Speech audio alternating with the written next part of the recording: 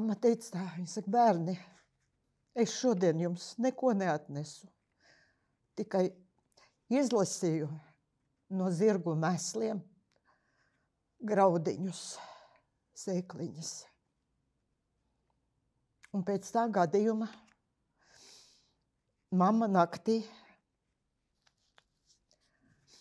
jo tur mums blakus bija kaut kur, laikam kaut kāda, to es neatceros, bet tikai es zinu, kad stāstīju, kad blakus bija kaut kāda zivju pārstrāde.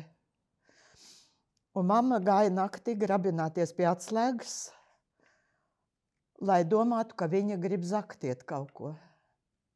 Un viņas arestēja uz 2 gadiem cietumā.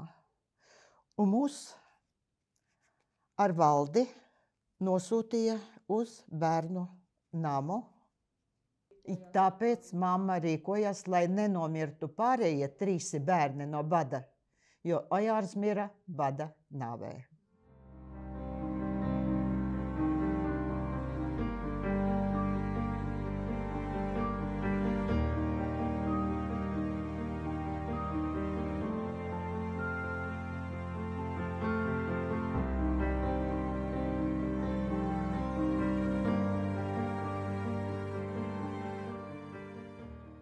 Mums pārsūtīja no Kengīras uz Pasku mātes ar bērniem.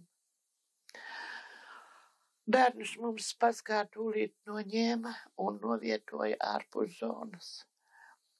Tur mums bija jāiet barot ar katru reizi, jo mums tos bērnus jau mazāk noņēma jau to barošanas, bet par cik man jau nebija ar to bērnus, ko barot, man noņēma pavisam to barošanas reizi. Tā reizi mēnesī mums sūtīja laida uz satikšanos. Bet ko tas deva? Ka mūsu bērni jau mums vairs nepazina. Jo viņiem jau tās auklītes bija, bet ne jau mēs, ka mums tur uz pusstundiņu aizgāja to bērnu paskatīties. Vairāk jau mēs nekā arī. Un tad bija prieks, kad mēs viņus dabūjām redzēt.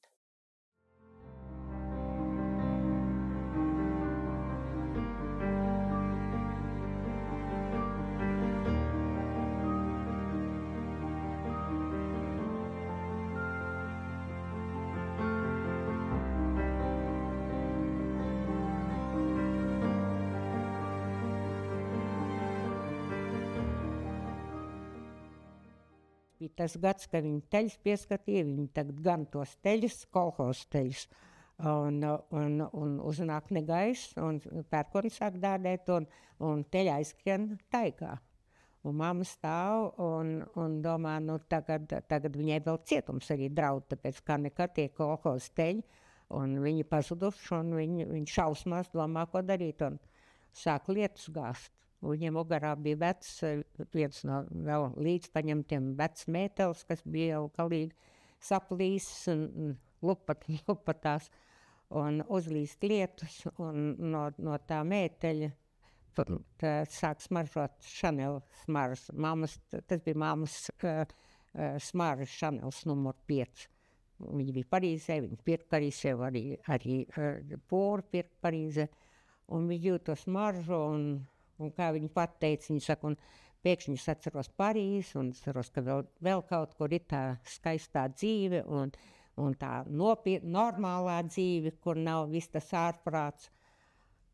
Un tas ir tas moments, kas ļauj varbūt cilvēkam izdzīvot, ka viņš ir bagāts garīgi. Un viņam vēl ir cits kaut kas, par ko domāt, ko atcerēties, ko pieminēt. Un tas varbūt arī tas, kas ļauj izdzīvot tādos traģiskos brīžos, ka tev teļa aizskrējas, un tev priekšā var būt cietums, vai ne? Pēc tam teļa atradās, pēc tam viss bija kārtībā, bet tas moments, un tāpēc man tagad arī Chanels, tāpēc, ka es vienmēr mammu pieminu.